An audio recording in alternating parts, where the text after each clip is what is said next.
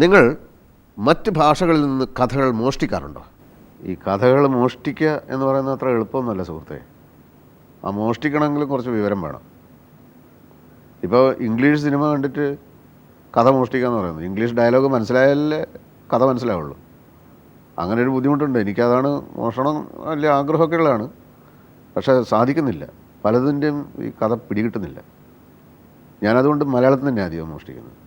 ഇപ്പോൾ ഞാൻ തന്നെ എൻ്റെ സിനിമയിൽ തന്നെ ഞാൻ മോഷ്ടിച്ചിട്ടുണ്ട്.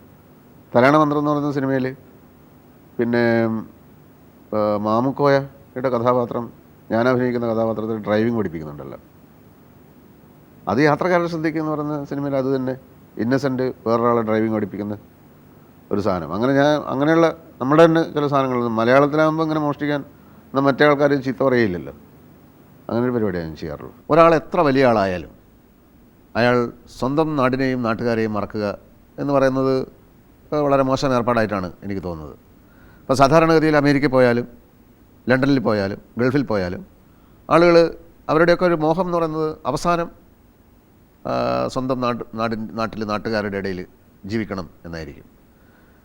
നിങ്ങളവിടെ ജീവിക്കാൻ ഒക്കെ ശ്രമിച്ചതായിട്ട് അറിയുന്നു. പക്ഷേ കുറച്ച് നാളായിട്ട് നിങ്ങൾ സ്വന്തം നാട് വിട്ട് മദ്രാശിയിൽ താമസിക്കുന്നതായിട്ട്, ഇനി മദ്രാശിയിൽ തന്നെയാണ് ഇനിയുള്ള കാലം ജീവിക്കാൻ പോകുന്നത് എന്നൊക്കെ കേൾക്കുന്നല്ലോ. അതെന്താണ്, നാട്ടുകാരെ നിങ്ങൾക്ക് പിടിക്കാഞ്ഞിട്ടാണോ നാട്ടുകാർക്ക് നിങ്ങളെ പിടിക്കാഞ്ഞിട്ടാണോ? പറയും. നാട്ടുകാർക്ക് എന്നെ പിടിക്കാഞ്ഞിട്ടാണോ എന്നുള്ളത് നാട്ടുകാരോട് ചോദിച്ചാലേ മനസ്സിലാവുള്ളൂ. എനിക്ക് നാട്ടുകാരോട് പിടിക്കായ്മയൊന്നുമില്ല. കാരണം എന്ന് വെച്ച് കഴിഞ്ഞാൽ ഞാൻ എന്ന് പറയുന്ന ആൾ, ഞാൻ എന്ന് പറയുന്ന ഒരു മനുഷ്യൻ, ഒരു സാധാരണ മനുഷ്യനായി തീർന്നതിൻ്റെ എല്ലാ ഉത്തരവാദിത്വവും നാട്ടിലുള്ള ആളുകൾക്കുള്ളതാണ്. എനിക്ക് സ്വന്തമായ ഒരു ആലോചനയും സ്വന്തമായ ഒരു കാഴ്ചപ്പാടും ഉണ്ടാക്കി തരുന്നതിൽ എൻ്റെ നാട്ടിലുള്ള ഓരോ ആൾക്കാരും കോൺട്രിബ്യൂട്ട് ചെയ്തിട്ടുള്ള എന്തെല്ലാം കാര്യങ്ങളായിരിക്കും, അത് ഞാൻ വിസ്മരിക്കാൻ പാടുണ്ടോ? അപ്പോൾ എന്നെ സംബന്ധിച്ചിടത്തോളം നാട്ടുകാരെന്ന് പറയുന്നത് എപ്പോഴും എനിക്ക് പ്രിയപ്പെട്ടവരാണ്. നാട്ടുകാരെന്നെ എങ്ങനെ കാണുന്നു എന്നുള്ളത് വേറെ പ്രശ്നമാണ്. അപ്പോൾ അത് മനസ്സിലാക്കാനുള്ള ചെറിയ ബുദ്ധിയൊക്കെ എനിക്കുണ്ടെന്ന് കൂട്ടിക്കോളൂ. പിന്നെ മദ്രാശിയിലേക്ക് ഞാൻ പോയത്, പിന്നെ എൻ്റെ ആദ്യം മൂത്ത മകന് അവിടെ ഒരു സ്കൂളിൽ ചേർത്തേക്കാമെന്ന് തോന്നി അവിടെ ഒരു ഹോസ്റ്റലിൽ താമസിപ്പിച്ചു.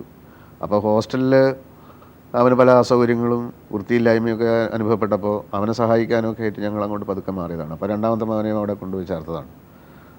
പക്ഷേ അതൊരു താൽക്കാലികമായൊരു പോക്കാണ്. അപ്പോൾ അതെല്ലാം ഏകദേശം ഒന്ന് ശരിയായി വരുമ്പോൾ നമ്മൾ മടങ്ങി വരും. എല്ലാവരും പോലെയും തന്നെയാണ്. ഇപ്പോൾ അമേരിക്കയിൽ പോയിട്ട് ആൾക്കാർ തിരിച്ചു വരുന്നതല്ലേ പറഞ്ഞു. ഞാൻ മദ്രാശിയിലല്ലേ പോയിട്ടുള്ളൂ, അവിടെ നിന്ന് തിരിച്ചു വരില്ലേ? തിരിച്ചു വരും, വരാതെ അവിടെ പോകാൻ.